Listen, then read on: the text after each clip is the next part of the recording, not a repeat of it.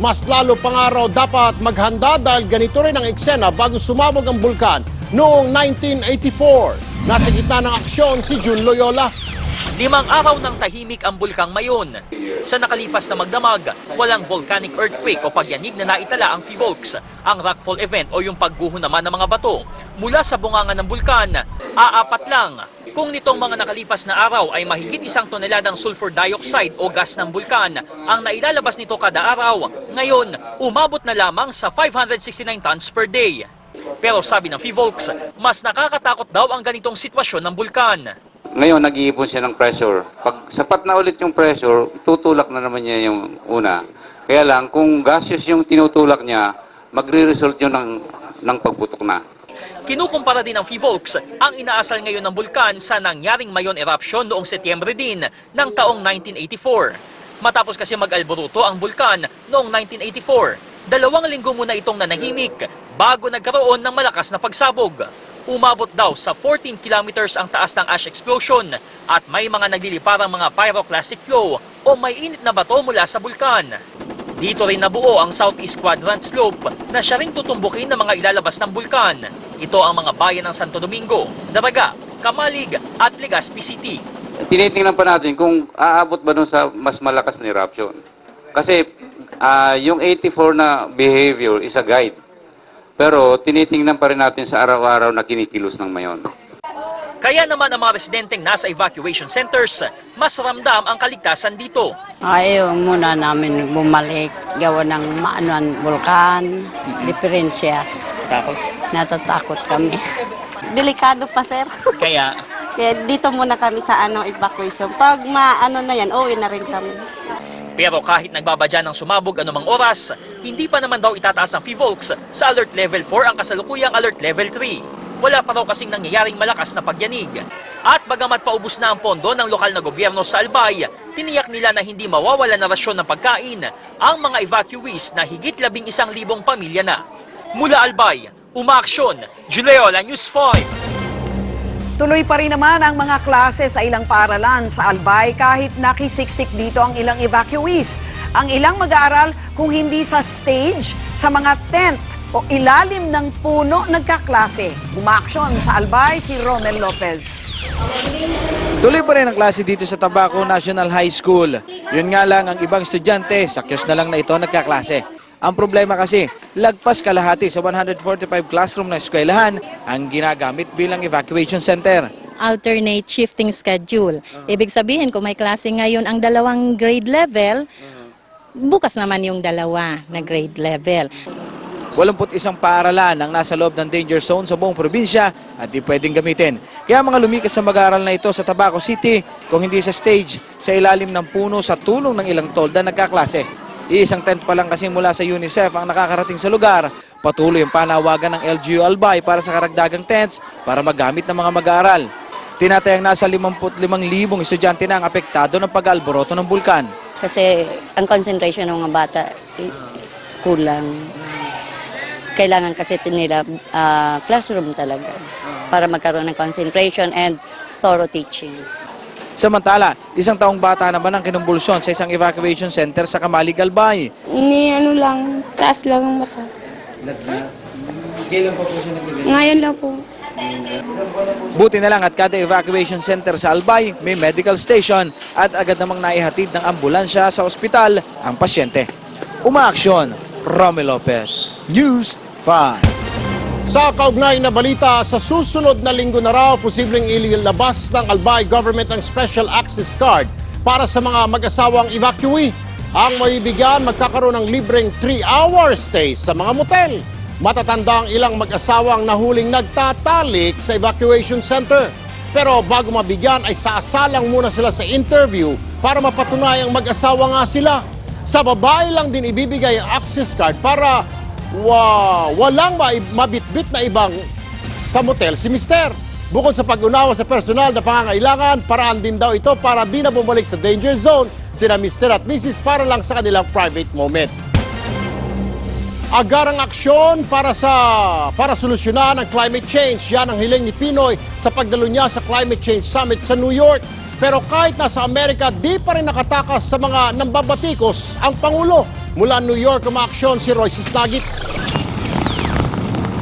Bunsod ng maraming nadaan ang paghihirap sa bagyo't delubyo ng Pilipinas, nanawagan si Pangulong Aquino sa UN Climate Change Summit na panahon na para kumilos. Together, we must face these challenges and surmount them, or together we will suffer the consequences of inaction. Pagmamalaki pa ni Aquino, mababa man ang carbon emission ng bansa, may mga programa na raw tayo kontra climate change tulad ng pagsusulong ng renewable energy. The Philippines is not waiting. We are addressing climate change to the maximum with our limited resources. Isa lang si Pangulong Aquino sa mahigit 40 world leaders na inimbitahan dito sa Climate Change Summit sa New York. Target kasi ng United Nations na makahikayat ng mas marami pang mga bansa sa ipapasa nilang global agreement sa taong 2015 na tutugon sa lumalalang epekto ng climate change sa buong mundo.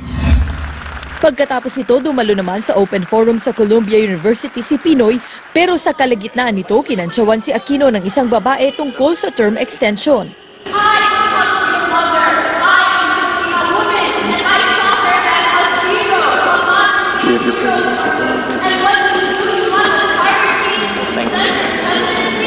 No justice, no peace.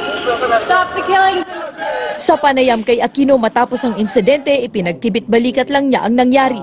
Sarili naman tayo dun. In the guise of magtatanong, nagtatalumpati. So hanggang naghahanap na gumawa ng eksena. Bukas magkakaroon ng business meeting si Aquino sa San Francisco, California bago ang nakatakda niyang pag-uwi sa Pilipinas. Mula rito sa New York City, umaaksyon, Royce Snagit, News 5. Napag-uusapan ang climate change. Alam naman natin na hindi na bago ang mga sasakyang nalulubog sa baha sa tuwing may bagyo. Kaya naman dumadami rin ang mga second-hand cars. Ang tanong ngayon sa mga bibili, paano mo nalalaman or malalaman kung ang binibili mong auto ay hindi naman nalublob sa baha?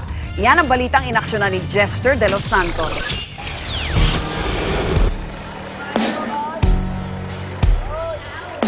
Kadalasan ng mga nababahang sasakyan, imbes na ipagawa, binebenta na lang sa presyong patalo. Pero ang ilan, sinisikreto. Ayon sa isang automobile warranty officer, para makaiwas sa pagbili ng nabahang auto, may ilang dapat tandaan. Unang dapat daw alamin ang history ng sasakyan. Malalaman naman natin yung based sa ORCR niya, kung mapapalben niya yung ORCR, kung saan siya nakalocate, malalaman natin kung possible ba yung area ay bahain o hindi.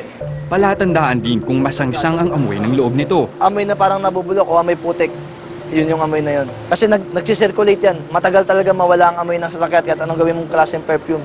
Years bago siya mawala. Lalo pag naaarawan na, kumakapit na yun sa buong system. Maging mabusisi rin kung ang orihinal na radyo, manibela at ultimong cover ng upuan ay napalitan na. Kapag kahit palitan nila ng leather yan, pag tinanggal mo at binaligtad mo yan, yung foam yan meron pa rin dumi sa loob. Tingnan ding mabuti ang makina at mga connector ng sasakyan. Basic, para malaman natin, iwain natin to. Pag binuka natin yan hanggang loob, meron ng dumi yan. Ayun, may putik na siya sa loob. Para sa mga car owner na naranasang malublob ang kanilang auto sa baha, may dalawang bagay na dapat tandaan. Una, tanggalin agad ang baterya ng sasakyan para maiwasan ang pagkasira ng computer box. At pangalawa, huwag papaandarin ang makina ng sasakyan sa loob ng 3 araw upang masigurong hindi masya-short circuit o masisira ang buong sistema ng sasakyan. Mabuti ring linisin na ang mga putik na kumapit sa makina ng sasakyan para hindi ito mangalawang. Higit sa lahat, mas mainam daw kung nakapaloob ang Act of God sa inyong insurance. Kung wala yun, medyo malaki ang aabutin ng sasakyan natin eh. Kung sa insurance mo, meron kang Act of God, walang problema, automatic. Nakasigurado ka na hindi ka, may kakakabay ka sa pag-gastos sa sasakyan mo. Umaaksyon, Jester De Los Santos, News 5.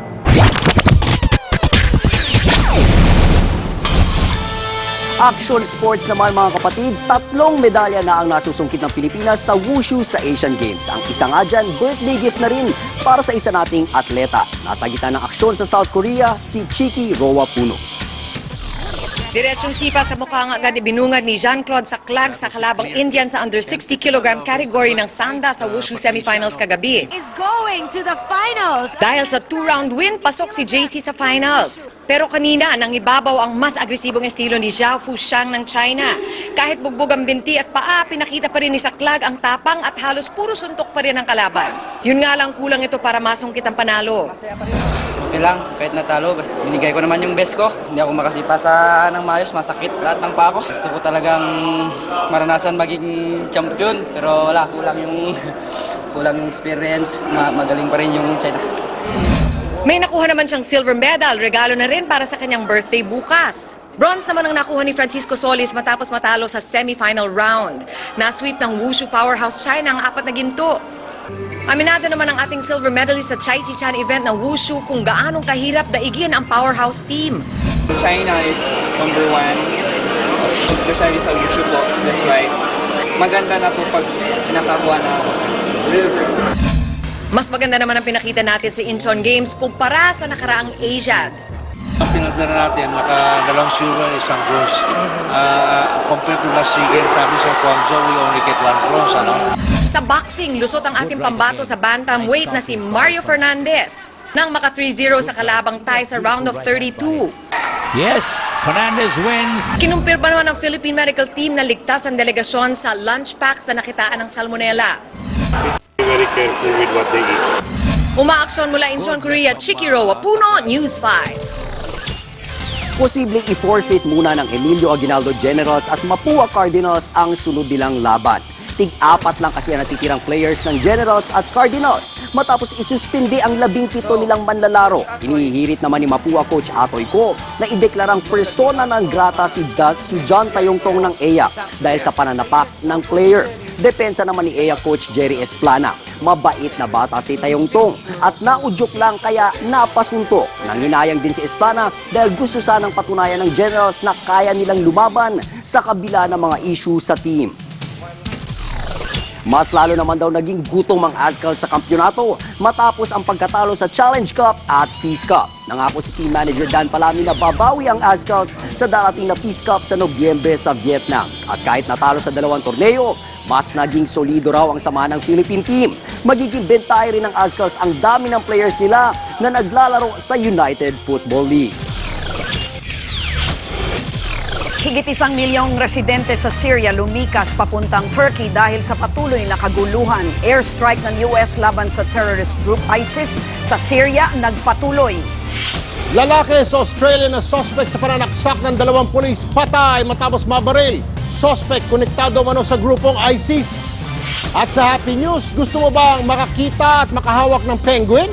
Pwede na yan kahit andito ka lang sa Pilipinas. Yan at iba pa sa aming pagbabalik.